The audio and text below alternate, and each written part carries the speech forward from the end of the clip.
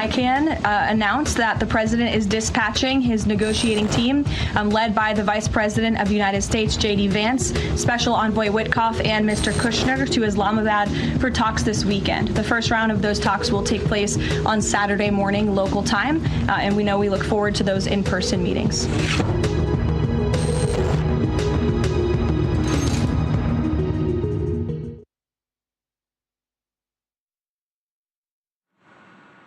Pemirsa, menurut jadwal 10 April hari ini, diplomasi lanjutan gencatan senjata antara Amerika Serikat dan Iran kembali digelar di Islamabad, Pakistan.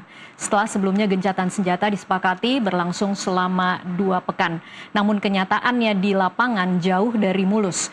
Militer Israel terus menghantam Lebanon. Pertanyaannya, apakah mediasi ini masih punya harapan? Untuk membahasnya, kita sudah bersama dengan Guru Besar Hubungan Internasional Universitas Pelita Harapan, Profesor Alexius Jemadu, dan pakar strategi militer dan pertahanan, yang juga Guru Besar Hubungan Internasional Saint Petersburg State University, Profesor Koni Rahakundini Bakri. Halo, selamat sore, Prof. Koni dan juga Prof. Alex. Selamat sore, Tasya. Iya. Terima kasih untuk waktunya dua narasumber yang terpisah lokasi jauh sekali ini. Saya akan bertanya pertanyaan singkat terlebih dahulu. Kalau kita melihat perkembangan terakhir yang terjadi setelah PM Pakistan mengumumkan bahwa gencatan senjata sudah tercapai antara Amerika Serikat dan Iran, lalu kemudian ada serangan. Artinya saat ini kita masih dalam taraf gencatan senjata atau sudah mulai perang lagi? Prof. Koni mungkin. Gini, kalau kita bisa soal menang kalah atau tentang menang atau tidak menang, sebenarnya menurut saya kalau ukuran kemenangan itu adalah menghancurkan lawan, ini tuh memang belum ada yang menang penuh. Kalau ukuran kemenangan itu adalah tetap bertahan sampai mempertahankan leverage, maka Iran belum kalah nih di sini. Tapi kalau ukuran kemenangan itu adalah kesamaan keamanan kawasan, maka sebenarnya semuanya sedang kalah. Itu aja, kalau garis besarnya ya. Oke, gitu, artinya kita masih dalam status gencatan senjata atau sudah bisa saling serang lagi saat ini?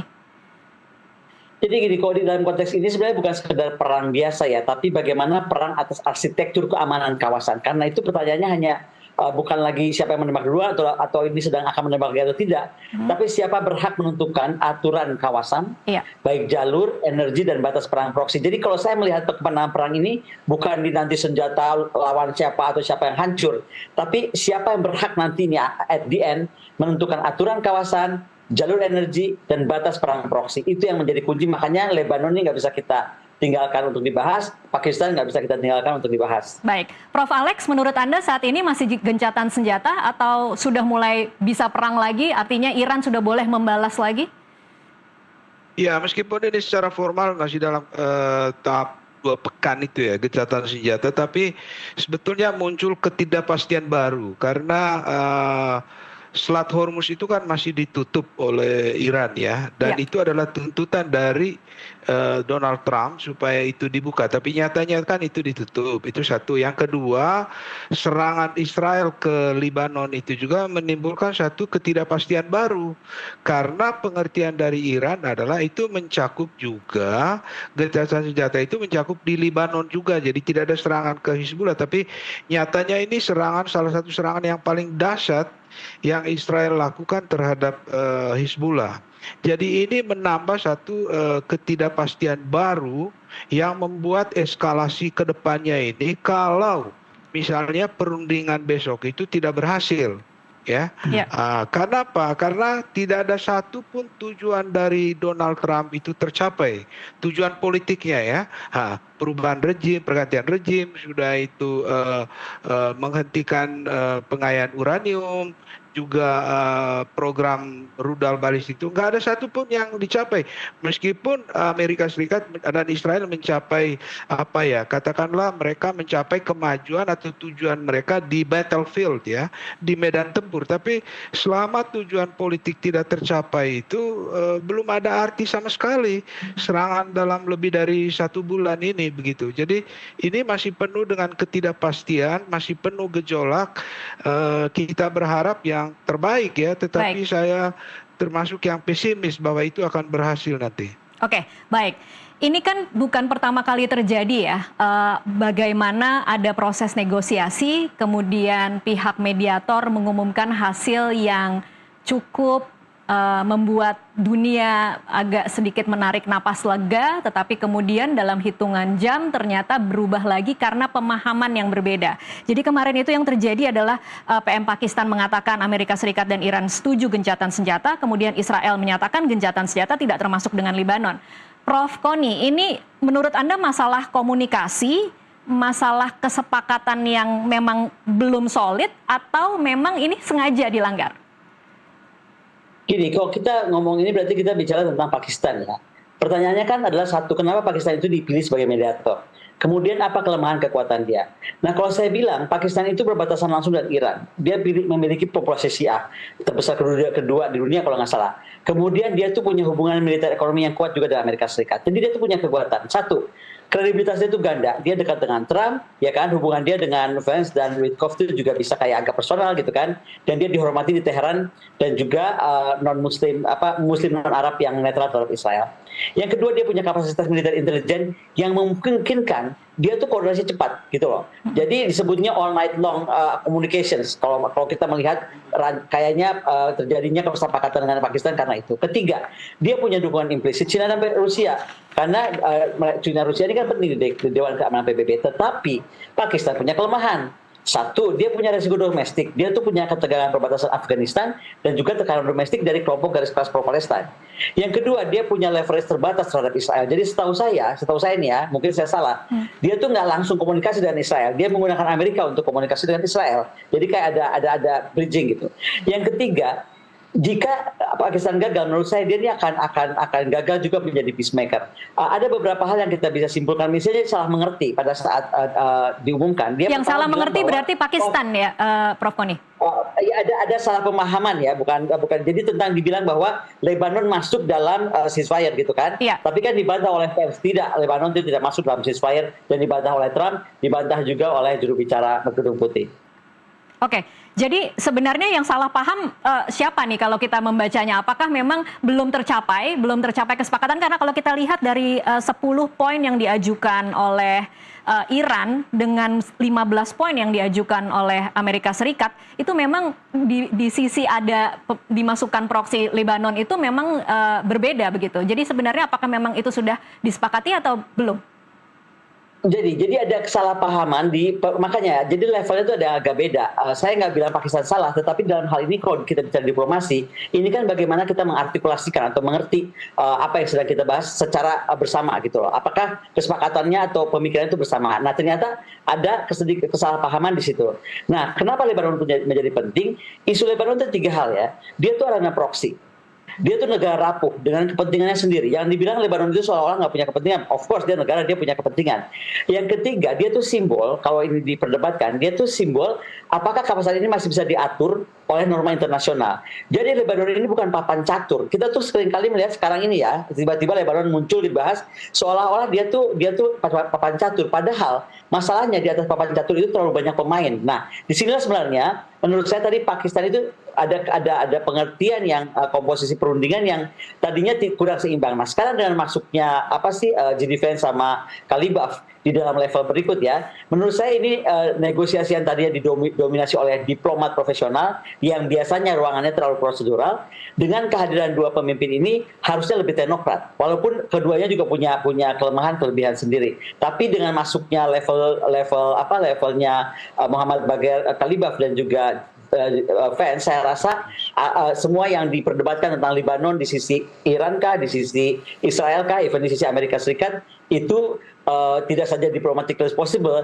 tapi juga politically reliable, sellable untuk di Amerika Serikat sendiri. Karena kan Vance mesti bawa ini juga ke masyarakat Amerika Serikat kan bisa menjual ke sana. Baik, Profesor Alex, apa analisa Anda yang akan terjadi dengan adanya keterlibatan dua pemimpin baru ini nanti kemudian di mediasi? Yang kita memang sampai saat ini belum tahu ya kapan akan terjadi karena ada perbedaan antara versi Amerika Serikat mengatakan Sabtu pagi, kemudian dari versi Pakistan mengatakan hari ini akan terjadi. Ya, itu nanti sangat bergantung pada poin-poin yang akan dibicarakan atau dibahas oleh kedua pemimpin itu ya. Saya melihat bahwa ini belum bisa memberikan banyak harapan. Kenapa? Selama Selat Hormuz itu ditutup, itu menunjukkan bahwa apa yang diinginkan oleh Amerika Serikat itu belum tercapai, gitu ya. Dengan Iran mengontrol Selat Hormuz itu memberi kesan kepada dunia bahwa Amerika Serikat kalau misalnya nanti dia bereaksi keras terhadap itu akan memperkuat kesan bahwa Amerika Serikat itu adalah agresor yang menyerang Iran, ya. Ya, kemudian yang kedua, dengan ditutupnya Selat Hormuz itu, Iran akan memperparah keutuhan dari aliansi Barat. Kenapa? Karena ada perbedaan sikap antara Amerika Serikat dan sekutu-sekutunya itu di NATO. Ya, jadi ini adalah permainan strategi dari kedua belah pihak ini menambah ketidakpastian dari masa depan konflik yang ada di Timur Tengah ini. Jadi kita berharap dengan hadirnya JD Vance sama Galibaf itu nanti bisa memberikan suatu kepastian kepada dunia dan bisa dicarikan titik temu, terutama ini mengenai Selat Hormuz, karena Selat Hormuz ini membawa dampak global yang sangat luas kepada pasar, ya, kepada ekonomi sebagai satu front tersendiri di dalam konflik ini. Seandainya itu tidak bisa diselesaikan, maka kita tidak bisa berharap banyak untuk perdamaian atau penyelesaian secara diplomatik. Jadi kita berharap pertemuan antara kedua pemimpin besok ini betul-betul fokus bagaimana menyikapi Selat Hormuz itu dicapai kesepakatannya supaya pasar ini tenang dan harga tidak bergejolak dan semua bisa dikendalikan dari segi kepentingan ekonomi global, di mana Asia, Eropa itu terkena dampak yang sangat masif kalau itu masih ditutup, gitu ya. Oke, baik. Prof, ini mungkin kita perjelas sekali lagi untuk pemirsa NTV, pemirsa di Indonesia ya, Prof Alex. Dalam kesepakatan mediasi yang terjadi saat ini, itu hanya antara Amerika Serikat dengan Iran. Sementara Israel memang tidak ikut, ya? Iya, ini kan keputusan itu diumumkan oleh Presiden Trump kan, lalu Israel dari belakang mendukung, tapi kemudian dia menyerang Lebanon itu menunjukkan bahwa dia mempunyai agenda yang berbeda dan mungkin juga tujuan politik yang berbeda, dan ini menambah kompleksitas tersendiri dari penyelesaian masalah ini. Nah, kita berharap bahwa Presiden Trump itu bisa mengontrol Perdana Menteri Netanyahu supaya sekali ada satu nanti kesepakatan itu betul-betul disepakati. Tapi nyatanya kemarin saja baru diumumkan gencatan senjata, beberapa jam kemudian Israel sudah menyerang lagi ya, Prof Alex. Artinya apakah memang semua pihak seharusnya memang diikut sertakan, baik itu Israel termasuk juga Lebanon? Iya, sebaiknya mencakup semuanya supaya ini betul-betul bisa langgeng, gitu ya. Saya melihat bahwa Israel itu merasa bahwa tidak ada tujuan dia yang tercapai kecuali kerusakan dengan pemboman yang dilakukan bagi instalasi militer dan lain sebagainya. Tapi selama tujuan yang ingin dia capai itu belum ada atau belum terwujud, Israel merasa masih berkepentingan untuk melanjutkan konflik ini, dan itu yang membuat situasi tambah berbahaya di depannya. Karena itu menyertakan Perdana Menteri Netanyahu, menyertakan Israel dari awal itu secara jelas apa yang disepakati itu sangat-sangat penting untuk masa depan dari perundingan JD Vance dan Galibaf besok akhir minggu ini. Okay. Ya, tanpa Israel disertakan itu berarti kita bisa belum banyak berharap, karena saya menduga bahwa Israel punya strategi dan punya agenda sendiri yang dia mau capai melalui perang ini dengan melibatkan Amerika Serikat. Apa menurut Anda agenda Israel hari ini di Lebanon? Di Lebanon, ya, kita melihat bahwa Hizbullah ini adalah ancaman yang paling serius dari semua proksi Iran itu, ya, dan yang paling dekat dengan Israel dan yang selama ini mengganggu penduduk di utara Israel itu. Dan Israel ingin supaya penduduknya itu yang puluhan ribu itu kembali dan mereka bisa bekerja seperti biasa. Tapi selama ada Hizbullah di situ, tentu mereka tidak bisa kembali ke kehidupan yang normal. Baik. Dan ini yang mau dicapai oleh Israel, dan selama itu tidak tercapai dia akan terus mengganggu ini perdamaian ini. Baik, Prof Gitu. Koni, ini kalau mendengar penjelasan Prof Alex seperti lagu lama Israel dengan alasannya di Palestina ya, Prof? Sebenarnya nggak sesederhana kita ambil lagu lama. Jadi kita mesti gini ya, dalam studi perang ya, ceasefire itu yang lahir tanpa kesepakatan cakupan wilayah, tanpa kesepakatan aktor-aktor terkait yang disebut tadi oleh Profesor Alex, semuanya masuk di situ. Kemudian tanpa mekanisme verifikasi dan tanpa konsekuensi pelanggaran biasanya pasti rentan runtuh. Dan kita lihat kan, apakah cakupan wilayah disebut, apakah aktor terkait disebut, misalnya saja Lebanon tidak disebutkan, lalu apakah mekanisme verifikasi ada atau tidak, lalu konsekuensi pelanggaran apa, itu nggak biasanya itu menurut saya akan rentan runtuh. Nah, kita mesti lihat, kalau bicara itu kita mesti lihat harga mati untuk masing-masing pihak. Menurut saya, masing-masing pihak ini ada 4 faktor ya. Pertama, masalah survivor regime. Jadi nggak ada negosiasi Iran yang boleh berujung pada perasaan penghinaan total pada rakyat Iran yang begitu pride-nya tinggi dan juga nggak mau kesannya dia menyerah total atau kesannya menyerah pada Amerika Serikat. Yang kedua, hak atas deterrence strategis. Nah, termasuk program missile, drones dan setidaknya kapasitas nuklir yang laten ya. Gimana Amerika dan Israel menuntut penghentian itu, lalu penyerahan material nuklir misalnya kan, dan juga bagaimana penghapusan ancaman misal balistik and so on and so forth, dan semuanya itu menandakan sebenarnya jurangnya ini masih lebar. Apa yang diminta oleh Trump, apa yang diminta oleh Iran tuh beda banget. Nah, yang ketiga, akses pengaruh regional. Bagi Iran, Lebanon itu dia bukan periferi. Kita mesti paham nih, bagi Iran, Lebanon itu adalah bagian dari sabuk deterrence regional. Itu buat dia tuh harga mati gitu loh. Yang keempat, Hormuz itu sebagai leverage itu menjadi masalah karena setelah perang ini Iran justru keluar dengan pengaruh yang lebih besar sebenarnya di situ, dengan kemampuan Teheran nggak mau lagi kembali status sebelum perang dong. Kita udah bisa menguasai kok sekarang Hormuz ditutup dibuka sembarangan, pasti Teheran nggak mau mundur dari situ. Nah, inilah semuanya menurut saya menjadi penting. Nah, bagi Amerika, Iran itu tidak boleh keluar dari perang ini sebagai pemenang. Pasti Trump nggak mau gitu kan. Kedua, dia ngotot kebebasan navigasi itu harus pulih. Pokoknya buat White House itu didukung AIMO ya, karena menurut AIMO ini nggak bisa nih Selat Hormuz dikuasai begini aja.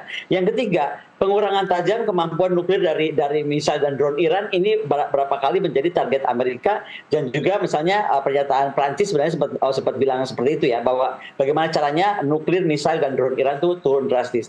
Yang keempat, bagi Israel secara khusus Hizbullah itu nggak boleh utuh sebagai ancaman aktif dari Lebanon.